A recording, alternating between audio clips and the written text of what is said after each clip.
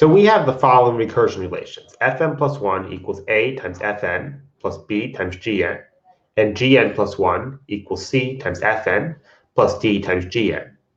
Seeing these, we should imagine that they're algebraic equations. And if they were algebraic equations, we would know that we would have to solve the bottom one for Fn in terms of G, for instance, and substitute it back into the top one to find an equation for Fn. And we follow a similar procedure.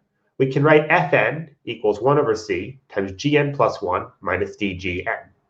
If we substitute this into the top equation, we obtain this equation here.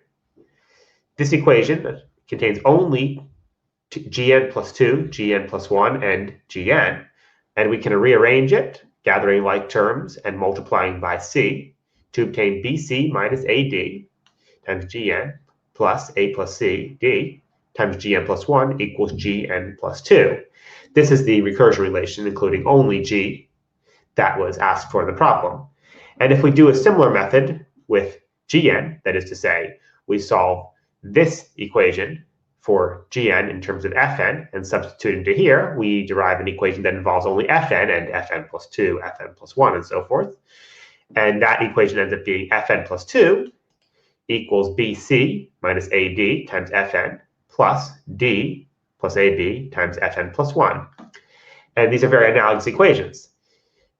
Now, this quantity here is rather interesting. This BC minus AD, which is the negative of AD minus BC, is the negative of the determinant of the matrix made by taking A, B, C, and D like so.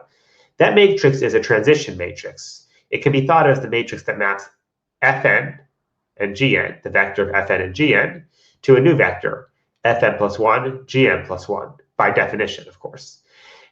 And this matrix is and essentially this quantity here comes from the determinant of that matrix. And with that matrix, although it's not directly pertinent to the problem, you can use that matrix not only to transition from Fn, Gn to Fn plus 1, Gn plus 1, but by taking powers of that, you can calculate Fn plus 1, Gn plus 1 from the initial data, that is to say F0 and G0.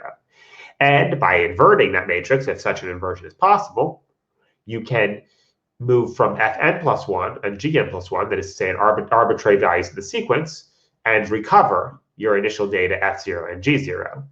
And so this recursion, instead of having to apply these recursion relations multiple times, you can simply do some matrix algebra and arrive at the answer much more quickly.